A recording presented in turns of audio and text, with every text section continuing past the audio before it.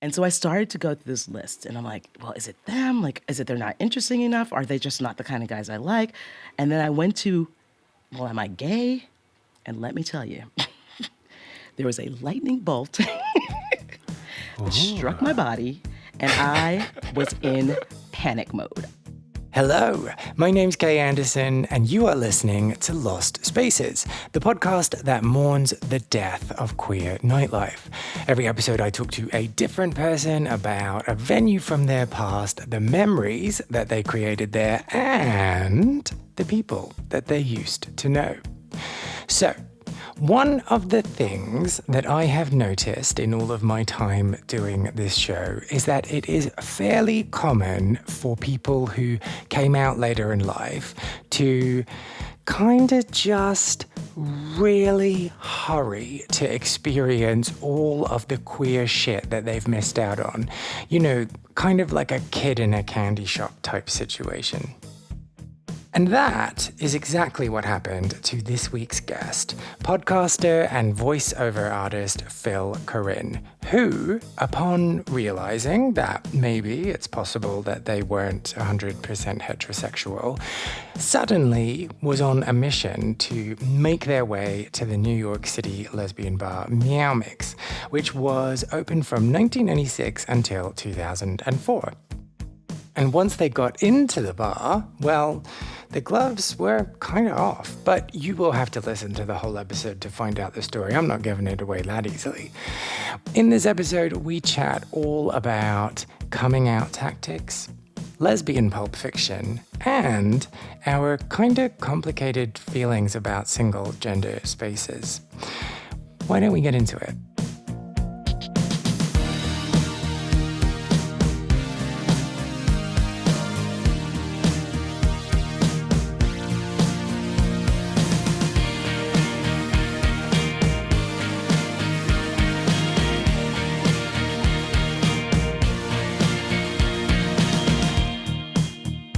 Meow holds very important memories for me because I came out. I wouldn't say I came out of Meow but like Meow was a place I went when I first came out, and it's also the place where I met my wife. Wow. I'm no longer married, but I was in a very long-term partnership with someone I met at Meow. Yeah. So it has a lot of significance in my life. So we have lots of stories today. Mm-hmm. This is good. We do. Buckle up. So, coming out, on a scale of 1 to 10, how traumatic? With 10 being the most traumatic? Yes. Actually, I'm just going to revise my scale to reflect the space that we're talking about today. 1 out of 10 meows. How traumatic? 10 being the most. 2 meows. 2 meows. Oh, yeah, okay. Yeah. It's fairly gentle. There's a very good story. Yeah. It's not an exciting story, but it's a good story because it doesn't involve, like, I feel like a lot of people have come out because they were like, I had a drunken night and I kissed someone. And then they started thinking about that and like, what does it mean? Wait a minute. Am I attracted to that gender? Like, what is happening? And that's not what happened to me. Mine was literally the way I do most things. It was a literal internal conversation. Wait. How many people do you know that never ever examined their sexuality until they got drunk and then snogged someone? So many. Really? So many. Yeah. Like they just didn't have any inkling. Most of them didn't. I feel like most of them had a moment with someone and then, or they found themselves, it didn't have to be like they were drunk. It was just they were attracted to someone and they're like, wait, what's going on? How interesting. Yeah, that kind of woke it up for them. Yeah. Some of them knew, but most of them, I feel like a lot of people I know were like, they had to grapple with it because they're like, wait, why am I attracted to this person? What's happening? Yeah. Heteronormativity really fucks you up, doesn't it? It really does. But that wasn't the case for you. So you had this internal dialogue. I did. Conversation with yourself. I did. Yes, that conversation came about because I was dating men. Ugh, why? I know. That's why I know. It's like, you look at me now, you're like, why? Why was this happening to you? Why? Please explain. No, I just meant, why would you waste your time dating men? Like, Well, listen, here's what happened. I was dating men because I didn't know any better. And I was not happy, as something felt off. which is usually what happens with me. Like, this is how internal conversations start to happen with me. Something doesn't feel quite right, and it's nagging me, but I can't put my finger on what it is. So generally, when that happens, what I do is like I kind of like go off by myself into a room or a place, and I just sit for a minute and try to go through a list. I'm like, well, is it this? Is it that? Like I go through a mental list, and I know that I've hit the thing that is disturbing me when I have a feeling, a reaction in my body. Like I feel Yeah. something in my body. Well, one such day, I literally had a moment of being like, I am dating these men. They're fine. They're whatever. I'm not that interested. There were a couple. There was like two or three I was dating. I'm like, shouldn't one of them stand out and being awesome? Like, shouldn't I think one of them is awesome? They're nice enough. Like, they were pretty decent guys. And I was like, something is not right here. I don't even think it's them. I'm like, it's dating men. I don't know, something's wrong. And so I started to go through this list, and I'm like, well, is it them? Like, is it they're not interesting enough? Are they just not the kind of guys I like? And then I went to, well, am I gay? And let me tell you, there was a lightning bolt that struck my body, and I was in panic mode. I was like, what? I knew it. The second I thought it, I knew it was true. That is what happened to me. Okay, so how old were you, like roughly, when this happened? I must have been 25, 26. Wow. And so before then, you'd never thought about it? No. So here's what happened. Before then, I must have been attracted to girls, but I didn't know that's what it was. I didn't understand that that's what it was. I just had these friends where I was like, I love being around her. I want to be around her more. I want to be around her all the time. But I just thought it was friendship. I didn't know that there was this other element to it. So I just suppressed, pushed it down, pushed it away. Yeah. And then I had these other moments where I feel like the universe was like trying to talk to me. It was like, I need you to wake up. Like I had a work colleague who once said to me, are you in the life? Like we were just having a conversation and she goes, I have a question for you. Are you in the life? And that's for people who don't know from, if you're old like me, that is how people used to ask if you were gay back in the day. And I was like, I didn't know what the hell she was talking about. I was like, in the life. What is, I'm living. I am alive. But what is in the life? And she was like, are you gay? And I was like, oh, no. Oh, no, that's not me. I'm not gay. No. And she was like, okay, well, if you change your mind, let me know. And I was like, okay, sure, great, thanks. We're good. End of story. I also had another incident where I was living in this brownstone and I was living on the top level. Mm-hmm. And there was a family that lived on the bottom level and they owned the brownstone. And they, for some odd reason, I guess I don't know if the person who was living there before me was getting Out magazine. And they would just leave it with my mail. Like, oh, you should take this. And I was like, I'm sorry. Why would it doesn't have my name on it. What are you trying to say? Out magazine. Like multiple issues. It wasn't a mistake. They were clearly trying to tell me something. And so I'm like, what is happening? And I'm just like, no, that's cute. Out magazine. No, I don't think so. No, I'm good. But, all of this led up to, like, I have to figure out, like, what's going on. And like I said, I had that moment where I was like, something is not right and I need to figure out. And when I went through that mental checklist and I went to the part of that list that was like, are you gay? I was like, I have to figure out what's going on here because I think there's something true about that.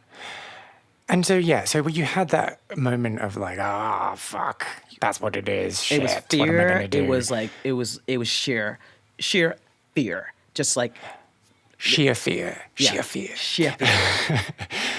So then what happened? Like, how long did it take you to kind of come around to the idea? Well, it didn't take me long. I think what I did is like, I'm a Capricorn, so we just have a list, we get things done. We like to check things off a list. So I was like, all right, you got to figure this out, right? So now I'm like, I got to go. So one of my best friends was living around the corner from me, and she's gay. And I was like, I reached out to her and I was like, hey, we got to get together. We have to talk. So she comes home from work one day, and I'm at her apartment, and we're hanging out, and I was like, you need to sit down. I was like, go get a beer. You need to sit down and get a beer. We got to talk about this. We got to work this out. And she's like, what is going on? I'm like, I have to tell you something. And she goes, what? And I'm like, I think I'm gay. And she's like, I'm gonna go get that beer now. And she goes, gets the beer, and we sit down, and she's like, what are you talking about? I was like, I think I'm gay, and I think I need you to take me to the club. We need to go there this Friday, and we need to do this. And that club was Meow Mix. Wait, okay, hang on. Wait. Yeah. So what's the time period here? So you had this moment of revelation, Yeah. you were panicked, Yeah. and then you went straight to your friends and was like, I need to go out and... Right. So, I mean, I think maybe within the week, I was like, I have to be like, I got to figure this out. Like, Oh. what if this is true, I need to know this. So I was just like, I couldn't see my friend right away. So it was maybe 2 or 3 days when I had to like wait to see her. And so when I went over there and we talked about it, she was like, oh, shoot. Okay, well, this is crazy. And I can't believe this is happening for you. And I'm like, yeah, no, this is happening. I'm like, I need to go. What's the club you go to? I was like, where's the place you go where all the girls are? I need to go there with you, and I need to know if this is a thing. Wow. Yeah. Okay, so you went from just like not ever examining this at all, not ever thinking about it at all, to being like, right, I need to go and do some fact finding. If I'll tell you this, I think that if I didn't have such a reaction, I wouldn't have taken it as seriously. But the reaction I had was so visceral that I was like, I don't know. I got to look into this. Something's up here. I got to figure this out. And so prior to going to Meow Mix on this first evening, what evidence were you anticipating you would be collecting? I wanted to go. When I went there, I was like, okay, I need to see how I feel. Like, I want to go there and see how I feel. Like, do I feel comfortable? Do I feel freaked out? Do I feel like I just needed to know how I would react? Because I feel like it would tell me more about like what was happening for me. That's what I thought to myself. I mean, one part of it that I did forget to tell you is that my friend had all these like lesbian pulp fiction novels, like these, like they were all paperback, and like she would be like, "Oh, why don't you read some of these?" And I was like, "I don't know." And then I would read them, and I'd be like, "I need another. I need another." I'd be at her door being like, "I gotta get, like, give me more." And she was like, "Okay, just slow down, pal. Like, you got it." Isn't lesbian pulp fiction written for the male gaze? No. Not these. Okay. Oh, okay. Not the ones I read. They were from me. And I loved it. And I couldn't get enough of it. I needed as much as possible. So talk me through a typical plot line then. So it's usually this plot line where it's like there's two women, like one is like more mannish, as they would say, and they're flirty and they're not really, nobody knows what's really happening. And then there's this moment where there's all this sexual tension building up in their relationship. And then there's one moment where everybody just loses their mind and they start making out and they have sex. It's like, it's always like this burst of like, I have to have you now because they are holding back so much. So I feel like that was a typical thing that I read in many of those novels. It was always like, no one knows what's going on at first, but there's something happening and there's sexual tension and wait, what's happening? And this woman, is she really straight? Like the femme woman is always like, wait, she's straight. And the other woman's not quite sure what she is. And then all of a sudden there's this crescendo and this buildup of like sexual tension that just bursts into like, But do you have to read the whole book till you get to the sex scene? I mean, I wanted to lap it all up. All of it. Just feels like that's not enough for a whole book to me. I needed it. I'm telling you right now. This is what happens when you suppress your sexuality, and then you feel like you're in a desert and you're thirsty, and then you just start being like, "Oh my God!" So now you're getting a drink of water, and you just want the whole fountain. You're like, "Give me the fountain, give it to me." And so that's really what happened. Well, yeah, nothing like a bit of fiction to change all of your perceptions and expectations for what dating and romance is actually like. So let's go back to Meow Mix. Yeah. This first night. First of all, I want to know the anticipatory feelings. Yeah. In the days leading up to going and then in the hours leading up to going, how did that feel? Well, it felt like I just kept wondering, what am I going to feel like when I am there? Like, what is this going to feel like for me? Is this going to feel so foreign that I'm freaked out and I can't react to anything? Or is this going to feel like wrong or bad? Like, I didn't know what to expect about how I would feel. I think I was so curious to see what would happen.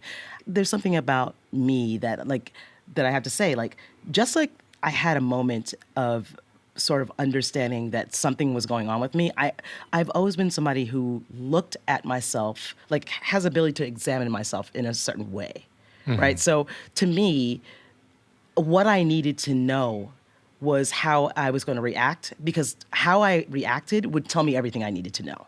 It would tell me whether I was like, oh no, you're off base. This is not right. Or you were right by having that reaction, and maybe there is something here, and now you need to explore this and figure out, are you really gay, right?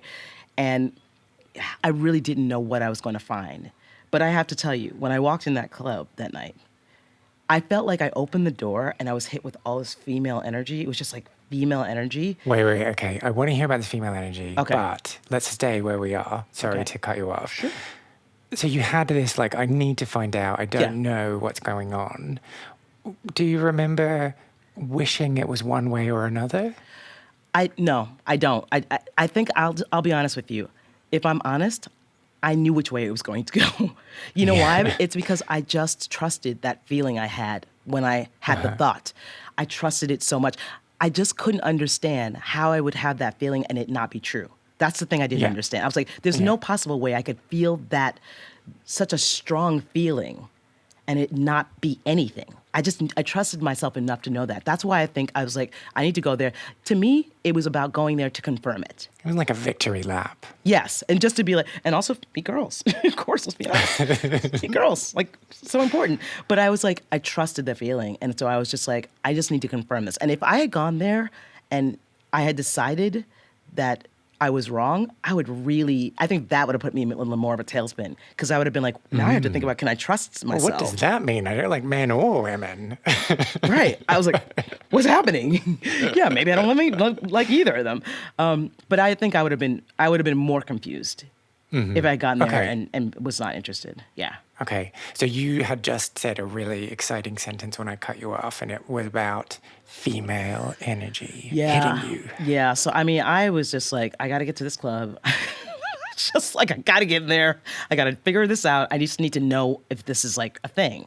And I walk in, I open this door, and there's like all this music playing. It's all these girls. Like, it's just like a dive bar, and there's like a DJ. And I walk in, and I'm like, oh, this energy is like, whoa, so nice. There are no men here? Oh my God, really? No offense. But I was just like, this is freaking amazing. There was something right away that I was just like, this feels really nice. It felt comfortable. It felt like warm. It felt inviting. It just felt like it was what I was expecting, or hoping, I should say. And so you went with your friend. Were you terrified, or were you just like excited? I think I was excited, but I was also like, again, I didn't know what I was going to find, but I expected to find that I would take to the environment, like, like a duck to water. Like, I was expecting that. And that's kind of what happened. And my friend... so exciting. It was exciting. And I think my friend was just there and being like, okay, I'm supportive of you. Like, just come in, let's just do a thing. And it's weird because I felt like you would think that I would be looking to her more to like walk me through this and be like, but as soon as I got there, I was like, I'm good. I'm going to go to drink. I was just like, I didn't need help. Because I was like, I came home finally. That's what it felt like. Oh, wow. That's so what it yeah, felt so that's kind of what I was trying to get at. Like, did you make an active attempt to talk to people, or were you like, I'm just going to stand in the back and kind of figure this out? No, I went straight for it. Straight for it. I still don't even understand. To this day, I saw this girl and I was like, I want to dance with her. And I went over to this girl. I just started dancing with her, and then we ended up dating, me and this girl. Like, What? What? What? I think if you're like a fish and you're like out of water, and then someone puts you in the water, you're gonna do a lot of swimming. You're gonna do a lot of eating. You're gonna do all the things. Yeah, but this doesn't sound like you're doing all the things. This sounds like you're getting to the first piece of food and being like, yep, that'll do. Yeah. I was just like, I need some food. Doesn't matter what it looks like. Do I normally hate asparagus? I'm eating asparagus today. Today I'm eating it. But so that how like would yeah. Okay. You're So you flustered just- now. Look at you. I'm flustered. You went into this place Yeah. and then you were just like and then it was a relationship. So I wouldn't say a relationship, but we dated for like, we dated for like maybe a month or so. It wasn't. Okay. But it was just dating. No, it was just dating. But it was like, I just saw her and I was like, that's the one. I'm going to go for her. Like, I'm just going to do it. Yeah. Are you always this decisive? Never. Never. I'm like, I could learn something from that at this point in my life. I'm not like that at all right now. I'm trying to get back to that and just be like, her, yes, and go straight for it. Yeah, I don't do that anymore. Now I'm just like, Give me your number. right, like, yeah, now I'm not even doing that, right? You know, like not cavemanning it and batting somebody over the head. You come me. Like, I'm not that way anymore. And I'm trying to get back to being a little more like that. Why do you think you're not that way anymore? Well, experience. I think it's, you definitely, you get older and you start to think too much. You have more doubts. You start to wonder, am I up for it? Am I good enough? You start, you have those moments. I don't doubt the fact that I am a good person to date and a good person to like even be involved in a relationship. But it's like as you get older, you start to think more. You start to like question more of who you are and what you have to offer and things of that sort. And so I feel like I had a bit of a departure from that, and now I'm slightly coming back to being like, you know what? Whereas before I just didn't have experience enough to even question it, now that I can question it, now I'm coming back to what I have to offer is wonderful. And it's not for everyone, but it's for some people. And those people are, I'll find those people, right? So there's less questioning now than there was, but I didn't know enough to question when I was younger, like in my 20s. Yeah, I was just like, I just got to find out if I'm gay. Just got to know. Because now I got a whole list of people I got to gotta come out to my mom, I was just like, I was being a Capricorn, being like, I gotta get the list together, I gotta get it done.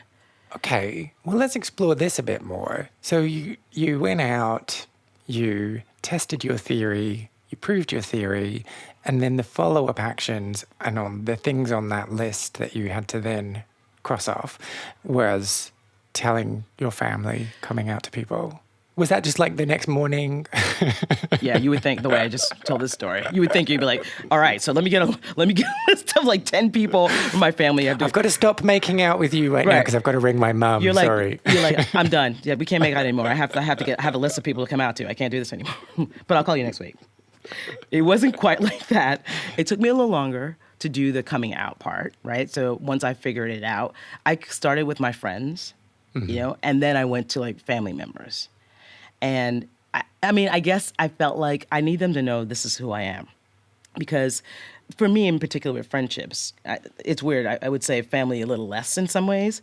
But with friendships, it's like I can't have them not know me and continue to be in really close, intimate friendships with these people. Because now this is not a small part of me. This is something that's new and it's big to me. And I need them to know. I need them to know. So, I came out to various friends, and back in that time, it was like some people were confused. Some people were like, "Oh, that's fine. You do you," and other people were like, whenever you're coming out, sometimes you were coming out to like a straight woman, they'd be like, "Well, you're not interested in me, are you?" I'm like, I didn't say any of that. Like, did you hear what I said? I said, I'm gay. I didn't say anything about you. This is not about you.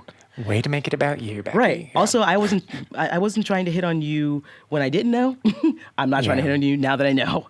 It's like, come on. Like, and that's a horrible reaction, but like some people had that reaction. Did those friendships survive?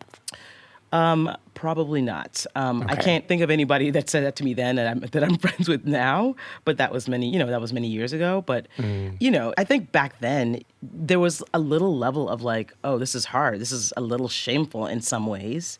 And I don't know, do I have to just take what I can get? Do you know what I mean? Like I have to keep these friendships because I don't know if this means that I won't have friendships or have love in my life. Like there was a time when it was like so much scarier to be out. Yeah, and it's like maybe I need to put up with them being a bit shit to me because no one else is going to want to be my friend. Exactly. And I have to tell you right now, that's a big difference between who I was then and who I am now. If I was doing that today, those people would be in Never Land. Never call me, never write me, never text me, never contact me. We would have no contact. I'd be like, I can't have you in my life, But back then, you just didn't know, right? It was just so uncertain. And there were less TV channels then to keep you occupied if you did run out of friends. That's right. I would be caught watching, The Outer Limit or something on repeat. I don't know. I don't want to have that, right? So you had to keep your friends. So that's crossing that bit off the list. You said something interesting about family. You're less interested in them necessarily knowing who you are. Yeah, I mean, I think with my family, I mean, I wouldn't say that about my immediate family. I feel like with my extended family, I've always been a little bit removed and a little bit distant from them. So it doesn't feel to me as much of a risk for them to know or as important for them to know because I don't have very close relationships with them. But with my immediate family, absolutely, right? So coming out to my sister, her response was, yeah, I guess I already knew this. And I was like, which, by the way, some of my friends also said that. And let me just tell you what they said. They said, yeah, we thought you already were because you are always wearing overalls, but you never told us. I was in shock and offended. I mean, it is a telltale sign. I was like, overalls is a telltale sign? Can a person just love overalls? They're like, not that much. Not as much as you like them. Oh, so I was going to ask you about your gay friend, the first person that you came out to. Yeah. Was that her response? No, I think her response was sheer shock. I think she was just in massive shock and didn't know what to say and was just like, okay, I just need to support you in this.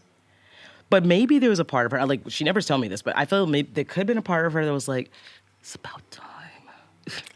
It's about time. I've been waiting. We're all here. Your toaster, your package, it's all ready for you. You just never came to pick it up. Your gay packet has been waiting. It's been waiting registrations had it for years. You just never came to pick it up. So the way you responded when you said that some family members said, oh yeah, we already knew, was one of kind of a bit of disgust, maybe? Maybe that's too strong a word. I don't know if it was disgust. Like, that was my sister, and I feel like it wasn't disgust so much as like, I don't know, maybe there was a tinge of sadness in some way, which I don't know if I truly understood. But there was also like a resigned a sort tinge of sadness from you, or tinge of sadness from her? There was nothing for me to be sad about. Okay. Oh, okay. Okay, because I was like with girls now. I was like, there was nothing to be sad about for me. I think it's just maybe sad. There was sadness from her just because she maybe visioned my life a certain way. In her mind, she saw me maybe being with a man and settling down. Which honestly, I don't know if that's true or not. I'm thinking could be what it was, but I don't know. Well, we actually have your sister here on the other line, so we're going to find out. Well, I just texted her, and she didn't mention anything about being on the line, so she better not be. She's going to get a talking to if she's on the line, I'll tell you that much.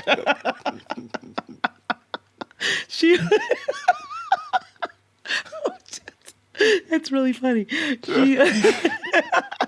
That's okay. Well, I don't know why. I don't know what she was actually thinking, but I think it's just, she just sounded a little sad, but she understood, and she's always been wonderful about it. My mom, on the other hand, did not have a great reaction. Oh. Yeah, she cried. My mom cried, and she said to me, when your father and I had you, we were very much in love. And I was like, thanks, and? Like, I don't know what that was supposed to... I mean, to me, maybe what she was communicating was like, you were born out of love, and like, how could this happen? Like, I don't know. But like, I have had a very fraught relationship with like some members of my family because I was always sort of like the black sheep. I was always somebody who just didn't play by the rules with them, right? Like, I was always different. I didn't dress the way they thought I should dress. I was always dressing a little more boyish than they cared for. I was always not what they wanted me to be. And I think by the time I came out, I was so done with trying to like being in this battle with them about like, they want me to be this, but I'm that. Like, I was so done with it that like, there was a lot of resentment that had built up on my end. So by the time I came out, I was done with any conversation. I was not interested in any other reaction other than, okay, we're good with that. That is not the reaction I got. And so I said to my mother, I was like, I mean, this is not the thing you do when you're coming out. Like, if I had to do it again, I wouldn't do it like this today. I wouldn't be like, Mom, I'm gay. I'm going to marry a woman. You're going to have to get over it. Like, get on the bus or get off, Mom. I don't know what to tell you. Get on or get off. And, like, my mom is, like, in shock. And, my mom's West Indian. She's West Indian. She doesn't know what the hell. It's not okay for her. you know, religious, West Indian, all of these things. And so today I could be a little kinder about it. But like there was so much resentment that had built up about not feeling accepted in the first place that I was like, I'm not interested in being told for one more thing that I'm not what I should be. I'm just not Yeah. interested. I don't want to hear about it. I think maybe that is the best way of doing it. Like maybe Really? not with the chutzpah that you just delivered it with, but being really clear about here is the line. Like, I'm sorry, like this is a non-negotiable. This is who I am. I'm not going to apologize for it. And now let's work from there rather than, oh, I need to tell you this. I might be gay. Well, I don't know. I think I would have done it a little differently. I mean, I would have been a little kinder about it, just because, not because she should get away with not accepting it, but because I have to understand what her history is, right? Yeah, yeah, and And the I have to curve. kind of meet her, like, but at the end of the day, like, I think it would have still been the same sort of thing of like, this is not really a negotiable, and this is not something this is not like you can talk me out of being this. Like, this is what it is. Like, so how do we get you to a place where you're okay? Because this is not going to change. And in my mind, when I went to her, I was actually more of like, if you do not accept this, then you are not going to have me in your life. And I don't think I would take that hard line today because I feel like it's not the way I want to approach things. I don't think it's wrong for everyone. There may be some people who need to be that way, but I don't like to work that way. I feel like I want to give you a chance, and there may be a point where I have to be like, you're out. Yeah, But I have to like, let me work with you a little bit. Should I have to do the labor? No, but if I choose to do it, then I'll do it. Okay, help me understand the timeline. So this moment of reflection where you were like, okay, to this point where you're having this conversation with your mum, how much time passed? Well, I would say that's months. I mean, that's definitely months because It's still really fascinating to me. well, actually, no, hang on. Actually, now that I think about it, because I was dating somebody, it could have actually been a year, maybe a year later. It could have been Okay. like more like a year later because now I remember I was dating somebody, and that was like somebody I had dated. Like I had dated a couple people after that one person from Meow. So Hell, Phil. yeah, no, I had to get on it. I got to get on it. I have to. I didn't want to waste any more time. I was like, gotta get on it. Oh, geez. I mean, by the way, when my friends were like, you were wearing overalls, we thought, you already were. And I was like, I wish somebody had told me this because I could have been enjoying this much sooner. And I got mad at my friends. I was like, you should have said something. See, I have this conversation quite a lot, and I know that some people find it really offensive when your friends say, oh, we knew already, because they should let you have your moment. I don't have that strong a feeling about it myself. They shouldn't have done that, by the way. But why not? They shouldn't have done it because I did need to have my moment. And I'll say this: think of a moment in your life when you saw somebody doing something, or you tried to give them some knowledge that they didn't have, that they could have used at that moment, and it wasn't wrong. What you said to them wasn't wrong, and what you were telling them was valuable to them, but they couldn't embody it. Right. And so they go back to doing the same things that they were the thing that's not helping them, the things that's not serving them. What I learned is that like people have to be on their journey.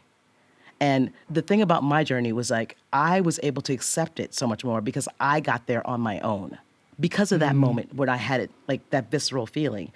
If someone had told me, I might have fought it and been like, no, that's not, I'm not doing, no. Like I may have still had that same timeline. You could have still been dating men. Oh, right. Oh no. Oh God. Don't make me be this way. You're making me really be not myself today. That's terrible. Don't make me be this way. No, but I just feel like there's a journey for everybody. And sometimes like I've had friends where I know what they need to hear. I know what they need to do.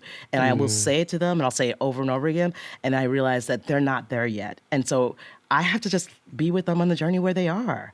And I have to hope they get there. But I cannot bring them there. Sometimes it'll work. I'm not saying it never works. But sometimes a person just really needs to get there for themselves so they embody it. And when it really hits them and it really sinks into their body, that's when they make the change. Yeah, you don't believe it? Yeah. That's fine. You're not buying it. No, I mean, I understand what you're saying. And I think that, yeah, absolutely, those lessons can be more impactful when you get there on your own. But you can still get there on your own with evidence provided by external parties. I don't disagree. My point is that you might still take the same amount of time Yeah. to get there because you still haven't embodied it. But there's sometimes, like I have friends that, seek my advice quite often. And sometimes I will say something to them and they're not ready, but they heard it and they heard it in such a way that it did make a change. And they did take it in. But it doesn't always happen that way. No, no, no. Yeah, I wish it did. So, to draw a line underneath this conversation, you think the appropriate response is never, we already knew. No, I don't mind we already knew. What I don't want is for somebody to push someone into knowing before they want to know, before they want to know. When people said that to me, I was like, I wish you had said something. Because honestly, I could have been enjoying myself much sooner. Like, you have robbed me of dating millions of women. like, that was my first thoughts. I was like, how could you? But yeah, okay, so the point that I was making before we got onto this detour was I still find that really fascinating that you went from not knowing and not having understood that about yourself to a year later, let's say, being like to your mum, this is who I am, I'm strident, I am like determined to be this person. Yeah. I find that fascinating that happened in that short span. Well, I think it kind of speaks to kind of what I was saying at the beginning of this episode. I've always had this ability to like look into myself and understand things about myself that just come from dwelling, for lack of a better word. The gift of the overthinker. Yeah, the gift of the overthinker, but the gift of somebody who's like always spiritual. And I feel like it served me so well in my life. And why I trust it so much is because it's shown me time and time again that it's to be trusted. It hasn't let me down. I think if it was happening and it wasn't reliable, then I would question more. But I tend to not question so much when I understand something about myself. I tend to be like, okay, this is the direction we're heading in now, because I get it. So it just takes me a little less time now that I know to do the things.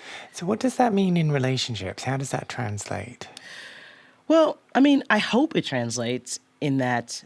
I don't think it always translates this way, but I feel like in relationships, you will find yourself understanding things about yourself that you don't as a single person, right? You find yourself up against yourself in different ways, in some challenging ways that you wouldn't as a single person, right? You have to deal with the fact that, like, all right, so maybe I don't communicate well, right? If I'm a single person, I mean, I communicate great with my friends, but maybe I don't communicate well in a relationship.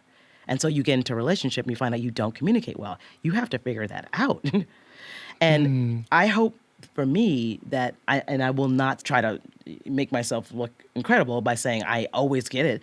I think whenever I find myself in a relationship and I find out things about myself, it's always shocking and it's always something I'm trying really desperately to take in and be like, oh my God, I did not know this.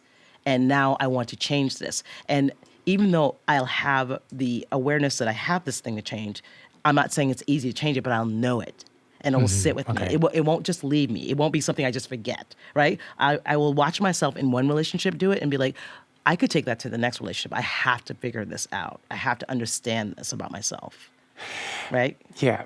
But does that awareness also then make you very decisive in respect of relationships? Like when you get to the point where you're like, oh, this isn't working, are you then like the next day, oh, yeah, no, let's break up? No. I don't think I would ever be that way. I mean, I think that when I left my marriage, take for instance, I was in this relationship with this woman that I met at Meow for about 18 years. Yeah, we were together for about 18 years. So it was a very long time. And there was a very long period of separating. So it was over, I would say over a year or so that we were separating. What I tried to do and what I might do in some relationships is I like to call it Tetrising. It's this idea of like turning a shape multiple ways to make it fit. So I might be like, oh, well, if we did this, maybe it'll fit. Or maybe we did that. Like it's this idea of shifting a little bit to see, oh, is it going to work this way? Oh, is it going to work that way? And then there comes a point where you're like, it's actually not working anyway. It doesn't matter how many ways I try to Tetris it, how many times I try to turn it around, whether it's 180 degrees or 90 degrees, whatever the case is, it doesn't fit anymore. So I usually have to do that for a while before I just leave because I'm like, I'm not just going to leave this. I need to know that it really can't work and maybe we're just not on the same page. Okay. Yeah. I don't think I leave anything abruptly unless it really is something absolutely terribly wrong about it. If it's something Yeah. terribly wrong, then I'm out. But if it's not terribly wrong, I think I will try to like do a little bit of like finagling and be Problem like, what? solve. Yeah, what can change? And also, shouldn't I ask myself, is it me that needs to do some changing? Is there something I need to be working on? Should I? Because if I just leave this and it was something I need to be working on, I'm just going to take it to the next place, to the next relationship. I have to ask myself, what role am I playing in this? I mean, sometimes the answer is no role at all. It's not always I'm the problem. It's sometimes it's the other person. Or maybe it's just a dynamic. It's not good. And sometimes you are the problem, but there's also other things that are unfixable. Absolutely. I mean, it can be any combination of those Yeah, yeah. things, right? It doesn't have to be just one. Anyway, okay. You're getting serious now, me. You're getting very serious on me. Am I? What? Sorry. It's okay. You can. You were expertly taking us back to Meow Mix by talking about that first night. What else happened on that evening? Well, so on that evening, I saw this girl. I asked her to dance, and we danced, and we had a really nice time. And I'm pretty sure my friend who, took me to Meow Mix was like, "What is happening?" So she just went from, wait a minute, now what's like dancing with girls? Like, wasn't it just a week ago you were like, I'm gay? Like, she also was like, what is happening? This is moving fast. So I think what happened that night was I got to be in that environment and just be like, what does this feel like? And it just felt overwhelmingly positive and good. It felt right. There was nothing that felt out of place for me about it. It felt different, like new to me, but also somehow familiar in a way I don't really understand. And just the music, the people, I felt like people were super friendly. It was a good time. I mean, also, let's keep in mind, like, that was a time where there were a couple of, like, lot more lesbian bars than there are now. And I had never been in an environment like that before. And I just loved it. I mean, I loved it right from the moment I walked in. And so did it then become your regular? Yes. That was like my go-to place. I would go there on Friday nights. I would go there and meet friends. I would dance. I went there so many times. I started to make friends, and I started to find this group of people that would get there. And as soon as I showed up, if I saw those people, I'd be like, yes, you're here. We would all dance. We would get there, I don't know, like 10, leave at 4 a.m., and just dance till we were like sweaty and like just tired. And it was just such a magical time. Like that bar just held so many wonderful memories for me. And so the place closed in the mid-noughties. I'm going to say something really, really stereotypical and judgmental. Yeah. So please call me on it. Okay. Had you already stopped going because you were in a relationship and you had no need to go to the bar anymore? Ooh, ouch. Came on so fast. Came on so fast. Despite the disclaimer, it came on fast. Had I stopped going, probably. I probably was going less. And I also felt like things were shifting for me in my life, right? Like, so whereas in my mid-20s, I wanted to be out all the time, you get a little older, you don't want that as much, right? So it's some combination of both of those things. Mm-hmm. Yeah. So do you remember hearing that it was going to be closing down? Yeah, I remember. I don't remember exactly what that felt like. I do remember mourning it because I had so many incredible moments at that bar. And there was something magical about Meow Mix and where it was and what it was for the day. And I mean, I definitely mourned losing that bar, And that was also maybe at a time, I'm not sure if my timeline is right, where we were losing a lot of like lesbian bars. And there's something so like really sad about that because it's like, where is the space where these people can go, where we can all go and gather and like meet people and just be in community, and those disappearing spaces that's a sad thing. And what do you think in particular about lesbian bars sets them apart from other queer spaces? Well, that's a good question because I feel like to answer that, it would be very difficult because I feel like I don't consider myself a lesbian right now, right? I consider myself a queer person, like someone of trans experience. And the difference between lesbian spaces and queer spaces is weird because there's so much crossover between what those places are. I don't think there are any places that I would consider that are just lesbian bars now, right? Because we're in a time right now where more people are identifying themselves as being queer, right, in some way, and not really calling themselves lesbians, right? And if I think about bars now and bars then, there was definitely more of this sort of like butch femme dynamic. There was a lot more of that happening. You still see that in some queer spaces, but it's less because just people are identifying, I think, in more ways where gender is not as defined. I mean, I don't know how to really answer that. The only thing I could say about that is just it felt like at a time where bars were called lesbian bars, there were more of those spaces to gather. And to me, it just feels like now there are more maybe nights and Yeah. less spaces. Yeah. So I don't know how to really answer that question. It's a really good question. I may have to think about that. Is it things were so much more defined then? Like, They this is the were. gay male space, Yeah. this is the lesbian space. Yeah. Maybe we've got a club over here for transgender people and Yeah. their admirers, and then nothing mixed. And so, because of that, you could make some assumptions about whether you were welcome, how it would work for you in that space. That's And true. now with these queer spaces, Yeah. there's more of that permission up front. Or You're like, not wrong. You're not wrong. And actually, now you're bringing me back to actually a moment where I remember going to Meow Mix one time, and I had a gay male friend that wanted to come along. And it was actually the night I met my wife, actually. And we had to always be thinking about, like, they didn't want men in those spaces. And we also have to be like, like, first of all, if you're a man, you definitely better be with like a pack of lesbians. You're trying to get in there. You can't just walk in there. You need to have a pack of lesbians with you who are vouching and be like, no, he's good. He can come in. You know what I mean? So it's like I remember they were definitely trying to keep that out. And also, what was also interesting is that you would have couples go there wanting to go in. Oh. Yeah. So that was a heterosexual whole thing. couples. Yes. Yeah. So there were heterosexual couples going in, trying to find a girl to hook up with, to bring home. And so that was always on the lookout. So I think there was a lot of distrust with any males in the space. There was a lot of distrust about that. And, for me, it's a little hard because it's like I finally wanted a space where I can meet women, and I didn't want to have to deal with men being there. But then there was a part of me that was like, but wait, like if this is a gay space, like in using gay in the way people might use queer now, then, shouldn't we be okay with that? So I was very conflicted about that and how that should work.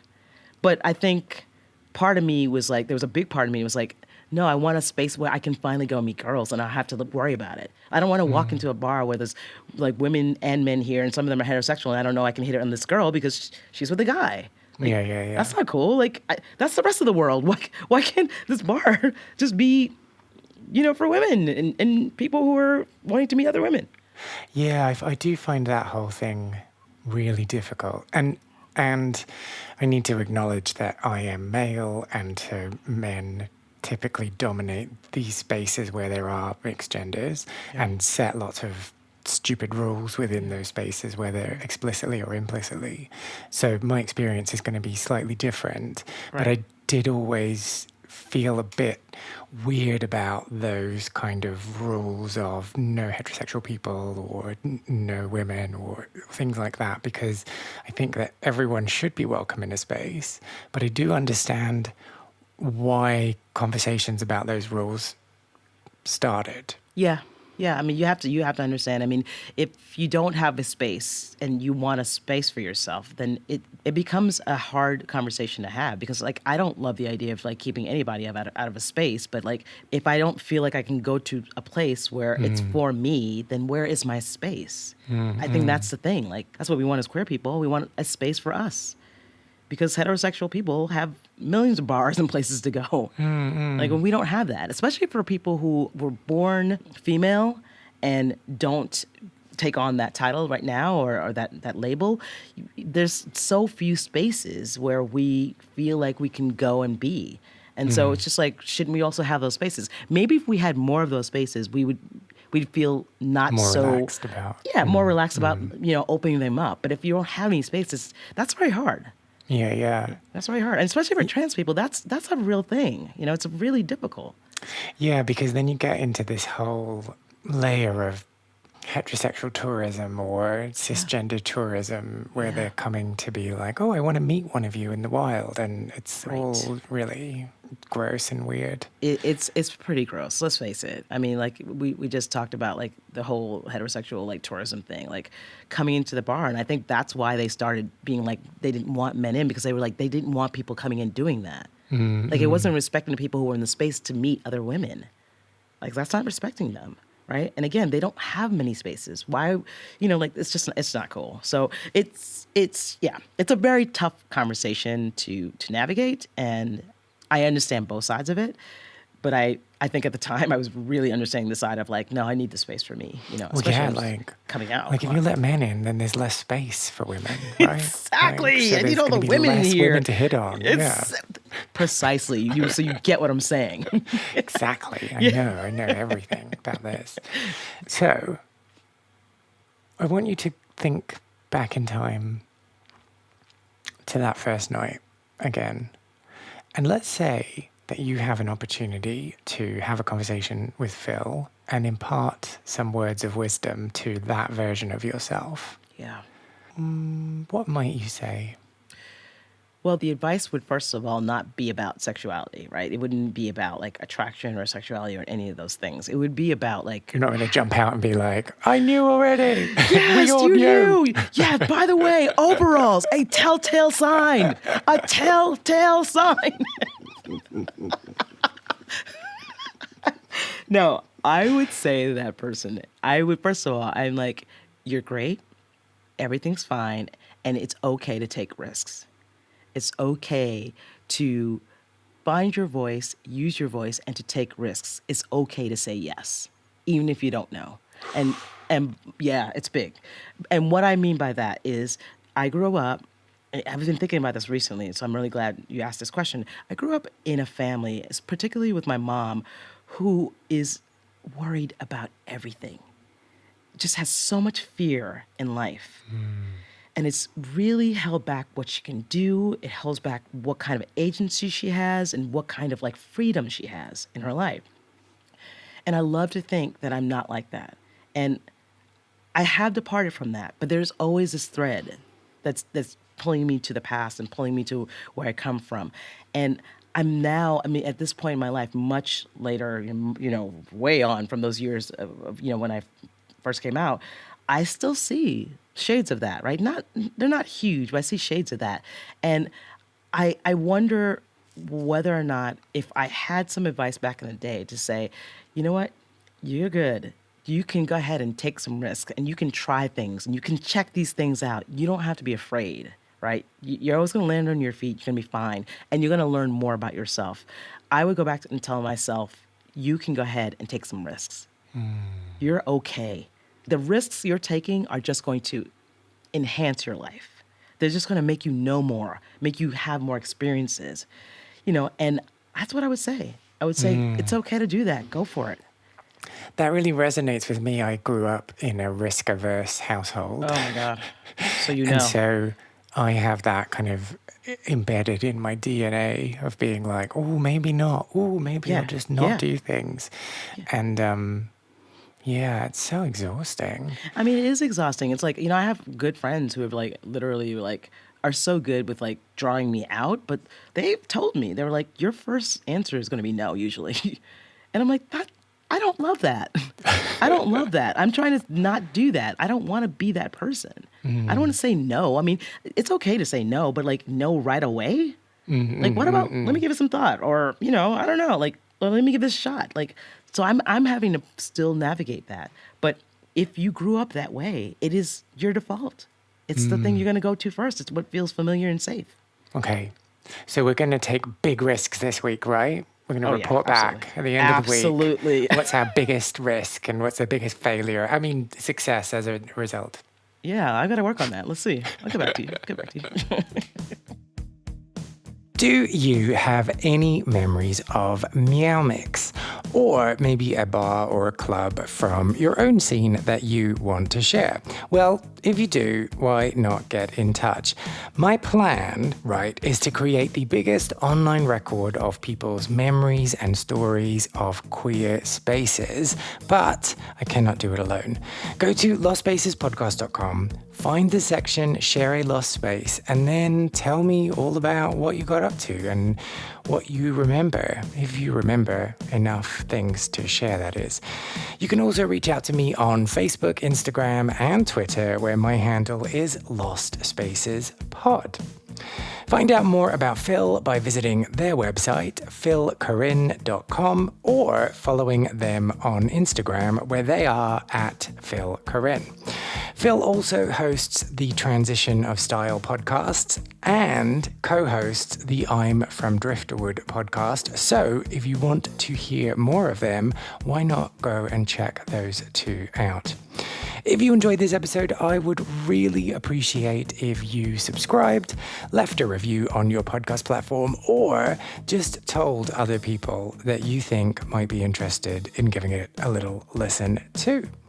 My name is Kay Anderson, and you have been listening to Lost Spaces. So thank you, I guess. Talk to you next week.